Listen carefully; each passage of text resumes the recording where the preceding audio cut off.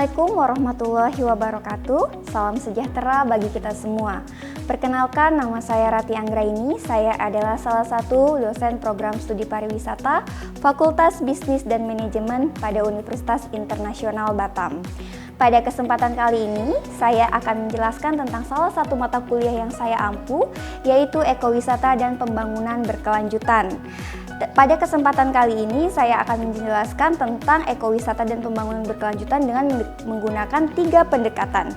Yang pertama adalah pendekatan delivery, yang kedua adalah pendekatan interaction, dan yang ketiga adalah pendekatan assessment. Baik, sebelum kita masuk pada pendekatan delivery, interaction, dan assessment, izinkan saya untuk menjelaskan deskripsi mata kuliah dari ekowisata dan pembangunan berkelanjutan.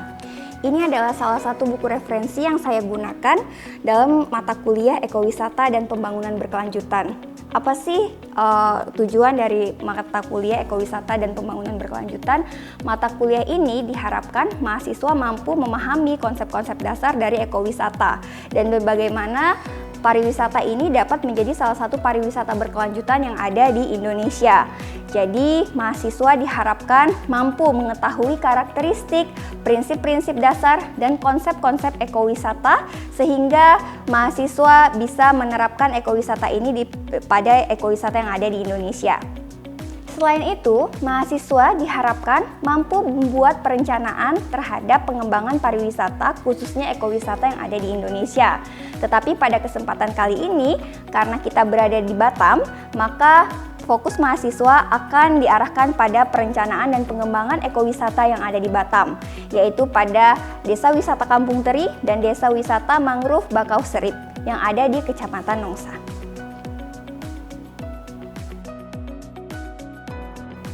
Baiklah, saat ini kita akan masuk pada pendekatan delivery, interaction, dan assessment. Pendekatan delivery adalah bagaimana saya sebagai seorang dosen menyampaikan mata kuliah dan materi-materi yang akan kita pelajari pada mata kuliah ekowisata dan pembangunan berkelanjutan. Untuk pendekatan interaction, itu adalah bagaimana saya melakukan interaksi dengan mahasiswa sehingga mahasiswa bisa mengerti materi-materi yang sudah saya ajarkan.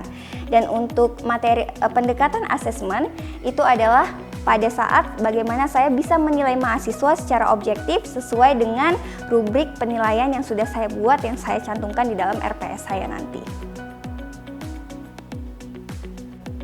Pada pendekatan delivery akan disesuaikan dengan capaian pembelajaran yang dibebankan pada mata kuliah. Capaian-capaian pembelajaran yang dibebankan pada mata kuliah juga akan disesuaikan dengan capaian pembelajaran mata kuliah yang harus dicapai pada mata kuliah ekowisata dan pembangunan berkelanjutan. Adapun capaian pada mata kuliah ekowisata dan pembangunan berkelanjutan adalah sebagai berikut. CPL 4 yaitu mahasiswa mampu berkolaborasi dengan tim dari berbagai latar belakang.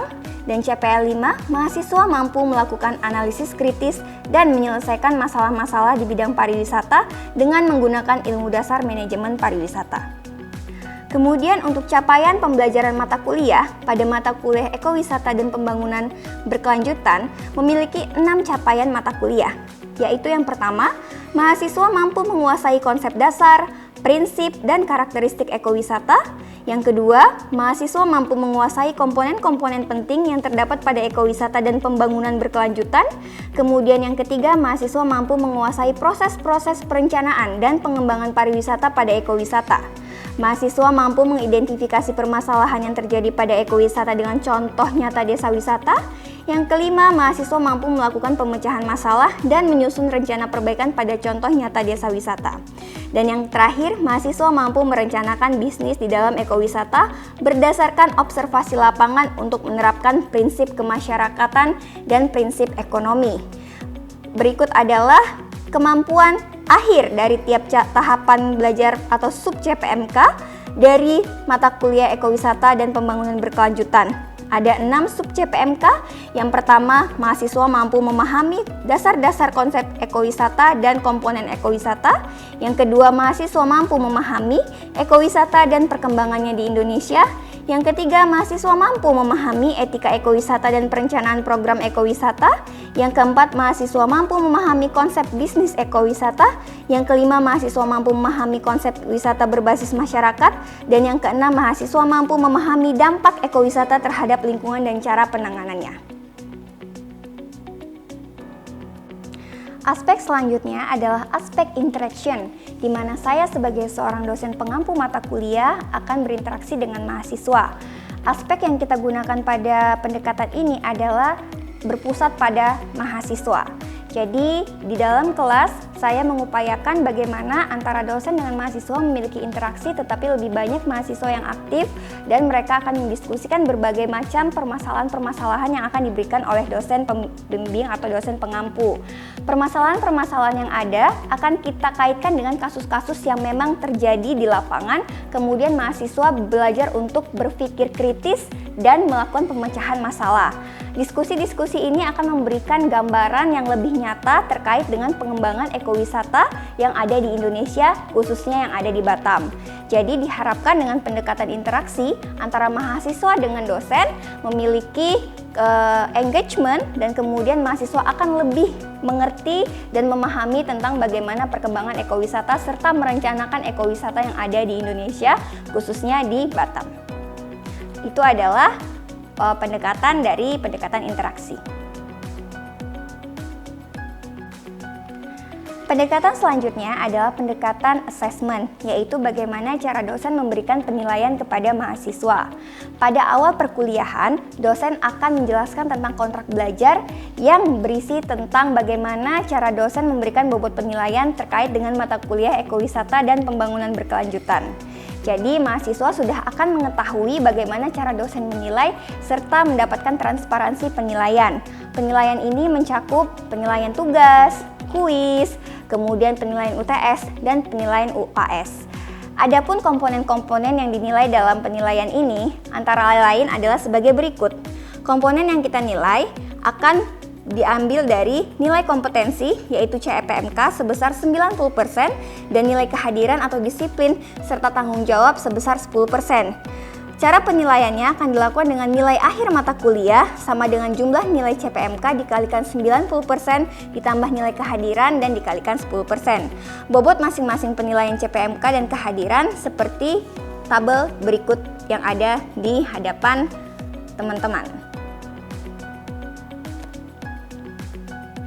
Rentang penilaian dalam mata kuliah ekowisata dan pembangunan berkelanjutan akan dilakukan dengan huruf A, B, C, dan E. Rentang penilaiannya adalah sebagai berikut. Mahasiswa yang mendapatkan nilai lebih dari 56 akan dinyatakan lulus, yaitu dengan mendapatkan nilai minimal C.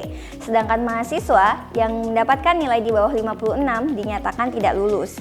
Selain itu, untuk kehadiran, mahasiswa harus hadir paling tidak dengan persentase 75%. Jika mahasiswa tidak hadir pada rentang persentase 75%, maka mahasiswa dianggap gagal mengikuti mata kuliah ekowisata dan pembangunan berkelanjutan.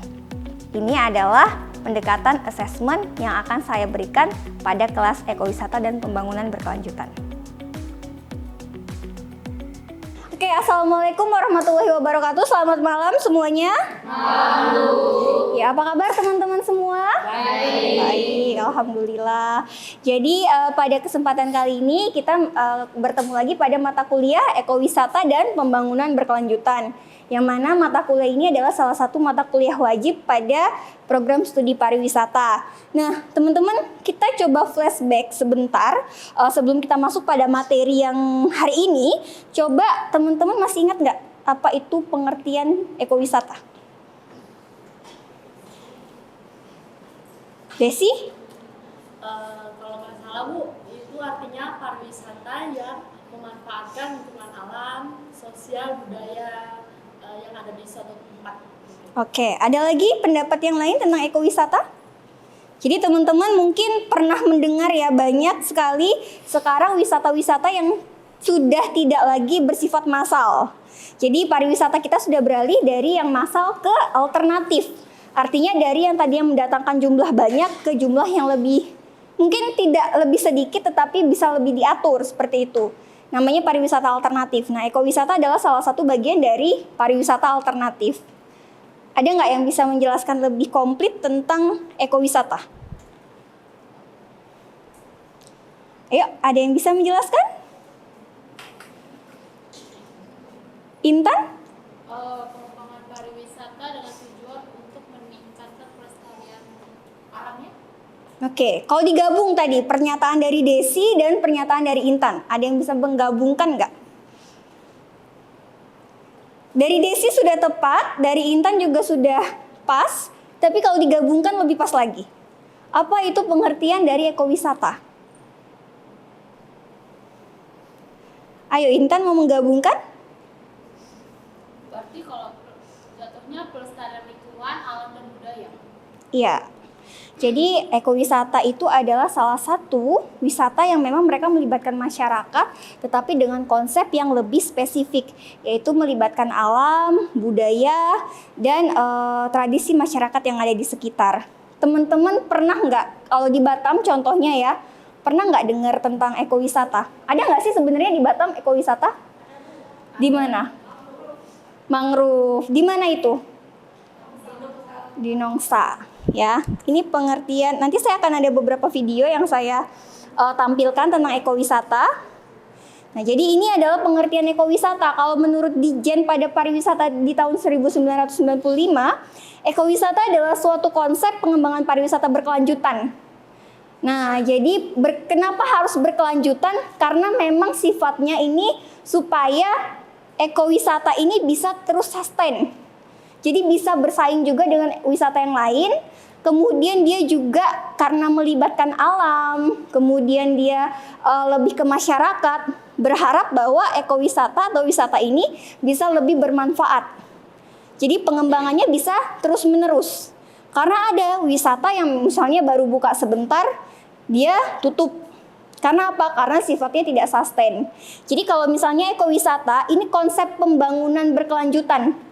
Kalau bisa dari desa ke wisata yang akhirnya dia memiliki keberlanjutan lingkungan. Salah satunya apa? Nggak merusak lingkungan misalnya. Jadi mereka back to nature. Kemudian apa lagi?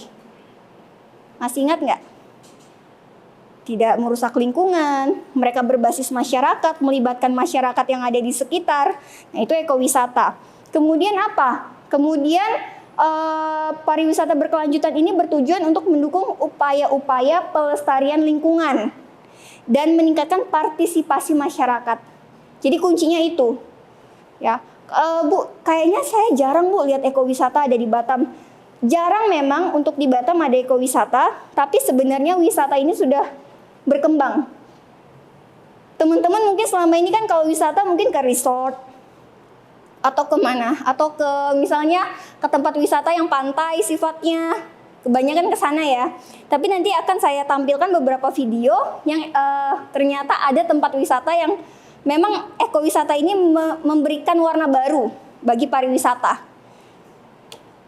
Nah, ini dia prinsip-prinsip ekowisata yang tadi saya bilang. Tadi ada yang Intan sebutkan prinsip konservasi. Ya, prinsip konservasi artinya apa? Memiliki kepedulian, tanggung jawab dan komitmen terhadap pelestarian lingkungan. Contohnya tadi disebutkan di mana tadi? Di Batam? Ya, jadi itu salah satu jenis ekowisata yang ada di Batam, yaitu ekowisata mangrove. Dia namanya apa? Masih ingat nggak? Nama desa wisatanya apa? Kampung Tua Bakau Serip. Kampung Teri juga ada. Itu termasuk salah satu wisata.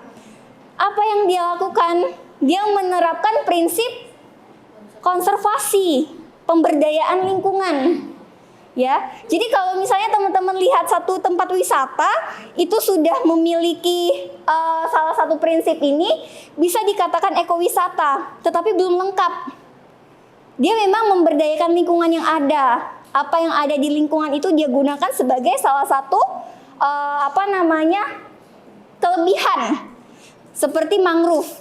Kalau kemarin saya pernah wawancara sama pengelola desa wisata mangrove ya, Pandang Tak Jemu. Beliau mengatakan bahwa kalau misalnya di sini dulunya ini bukan tempat wisata Mbak, ya, atau Bu gitu ya, dia bilang ini bukan tempat wisata tapi ini adalah dulunya tempat pembuangan sampah. Lalu saya sulap menjadi wisata mangrove dan itu prosesnya butuh lama sekali. Nah, kemudian kita lihat prinsip partisipasi masyarakat. Setelah mereka sudah memiliki prinsip konservasi, memberdayakan lingkungan, turun ke prinsip partisipasi masyarakat. Karena kalau misalnya kita punya satu desa wisata misalnya ya, atau kita punya satu desa, kita punya satu komunitas, kita ingin memberdayakan lingkungannya. Tapi ternyata nggak ada partisipasi masyarakat. Contohnya di Bakau Serip itu pengelolanya bilang bahwa kalau di sini saya butuh waktu 3-4 tahun untuk meyakinkan masyarakat bahwa ini bisa dijadikan sebuah wisata. Karena apa? Karena tidak mudah untuk memberikan masukan kepada masyarakat, apalagi mereka bersifat desa. Ya kan? Karena pasti mereka berpikir bagaimana sebuah desa bisa menjadi satu tempat wisata. Nah, jadi di pengelolanya harus kuat. Dia harus bisa memberikan semacam pandangan kepada masyarakat bahwa desa ini bisa bangkit dengan adanya wisata. Nah, itu adalah prinsip partisipasi masyarakat. Lalu, kalau misalnya cuma 2, masih belum cukup. Sudah ada prinsip konservasi, sudah ada prinsip partisipasi masyarakat, masuk pada prinsip ekonomi. Ada yang bisa jelaskan nggak? Ini pengertiannya, tapi ada yang bisa jelaskan nggak contohnya? Kenapa harus menggunakan prinsip ekonomi? Sudah ada nih pemberdayaannya, pemberdayaan lingkungan. Partisipasi masyarakatnya sudah didapatkan. Nah, terus ada prinsip ekonomi. Ada yang tahu nggak?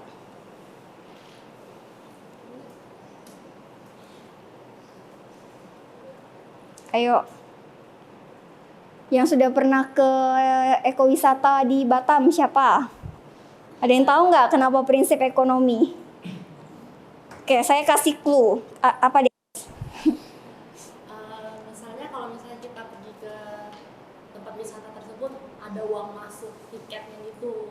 Satu, betul. Jadi kalau misalnya ada uang masuk itu bisa untuk pengurusnya lebih memadai tempat wisata tersebut. Betul. Ada uang masuknya.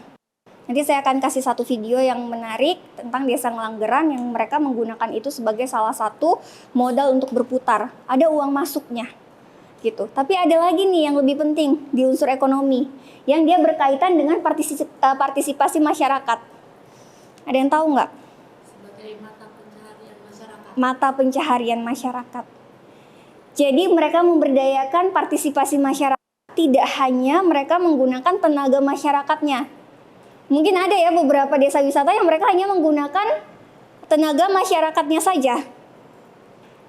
Karena apa? Karena ya udah masyarakat di sini bisa kita berdayakan kok. Misalnya untuk gotong royongnya, atau untuk membuat acara apa, atau untuk menunjukkan festival apa, menunjukkan budaya apa.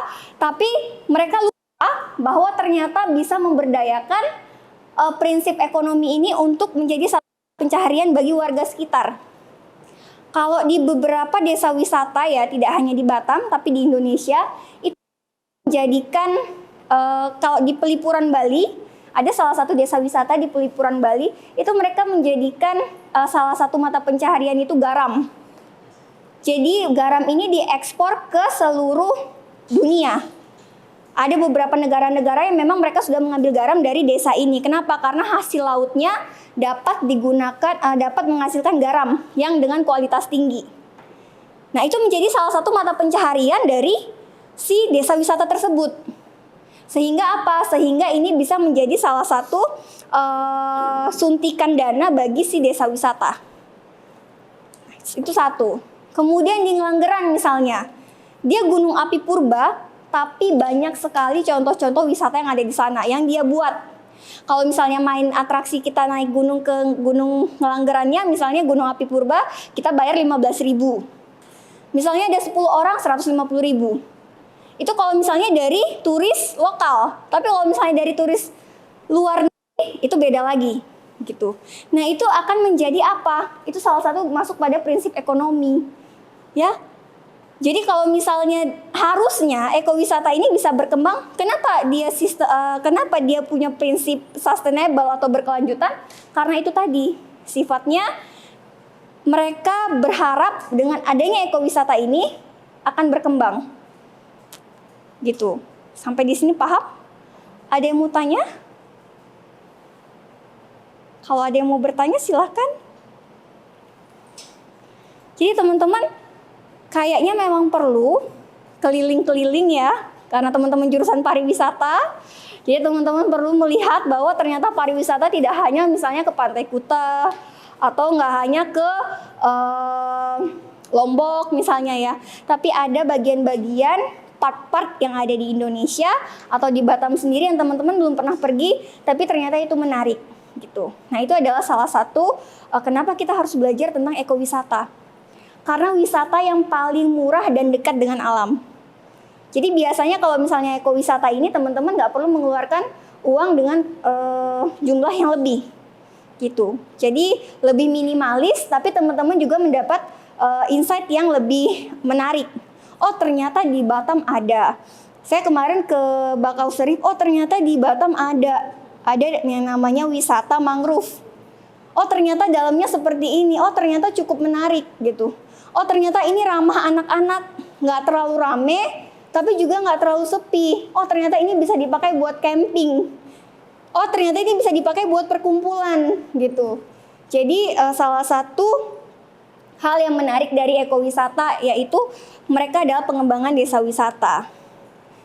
Nah, ini kemudian karakteristiknya ekowisata. Ya, jadi ada 5 ya. Jadi ada nature base, ya ekowisata merupakan bagian atau keseluruhan dari alam itu sendiri. Kemudian ada sustainable yang tadi saya jelaskan. Kemudian ada environmentally educative. Nah, kalau ini biasanya sifatnya seperti kalau teman-teman itu berkunjung ke satu tempat, itu ada namanya wisata edukasi, jadi teman-teman dijelaskan. Nah, itu sekarang lagi jadi naik daun loh. Jadi kalau misalnya di beberapa tempat wisata kayak bagaimana cara membuat teh ya, kalau di Jawa misalnya contohnya, itu kita seperti diajari oleh mereka, kita diajari cara membuat teh yang memang teh itu asli dari kebun mereka seperti itu. Atau cara membuat coklat. Salah satu desa wisata terbaik di ASEAN itu desa wisata Ngelanggeran. Itu mereka salah satunya adalah memiliki wisata edukasi. Itu bagaimana cara mengolah coklat. Karena mereka punya pohon coklat. Gitu. Nah, saking menariknya itu menjadi salah satu wisata. Jadi mereka punya unsur edukasinya. Nah, kalau teman-teman lihat sekarang rata-rata seperti itu. Kalau wisata-wisata yang dia back to nature, itu biasanya ada unsur edukasi. Atau ada guide yang nanti akan menjelaskan tentang misalnya budaya-budaya yang ada di sekitar atau di tempat wisata tersebut. Contohnya teman-teman perlu misalnya ke Kampung Tua Bakauserif. Contoh yang ada di Batam. Teman-teman kalau datang ke sana, itu pengelolanya akan ngejelasin asal muasal dari mangrove ini kenapa bisa ada. Dan ternyata baru saya sadari dia sudah berdiri 10 tahun lebih kalau nggak salah. Jadi caranya adalah dengan sendiri untuk meyakinkan bahwa lokasi ini bisa menjadi tempat wisata. Nah, kemudian ada bermanfaat bagi masyarakat setempat. Ini yang tadi saya jelaskan.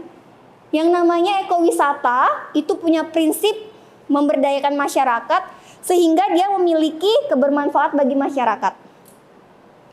Jadi jangan sampai nih ya, teman-teman punya mengelola ekowisata, terus souvenirnya ngambil dari luar. Nah, itu fatal ya.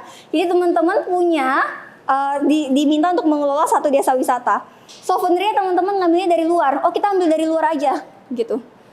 Yang pertama, teman-teman sudah tidak menerapkan konsep kemasyarakatan. Yang kedua, tidak menerapkan konsep prinsip ekonominya. Nah, itu fatal. Jadi kalau misalnya memang teman-teman menjadi salah satu pengelola, teman-teman punya saya ingin merencanakan satu pariwisata yang berkelanjutan di desa wisata ini misalnya. Nah, apa yang harus saya lakukan? Yang pertama, selain teman-teman sudah memberdayakan masyarakat, semua aspek yang teman-teman jual, ya, itu harus dari sana, gitu. Jadi misalnya masyarakatnya diajari bagaimana cara menenun, membatik, membuat souvenir, sehingga ketika ada turis yang datang, ada transaksi jual beli, dan itu masuk pada perekonomian masyarakat sekitar, gitu. Ada yang ingin ditanyakan sampai di sini?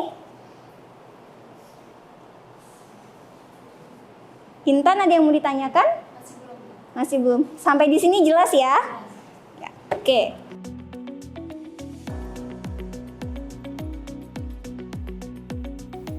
Demikian adalah perkenalan saya, Rati Anggraini, sebagai dosen program studi pariwisata Fakultas Bisnis dan Manajemen Universitas Internasional Batam yang mengampu mata kuliah ekowisata dan pembangunan berkelanjutan. Semoga video ini bisa bermanfaat bagi kita semua dan menjadi pembelajaran yang baik untuk kita semua. Assalamualaikum.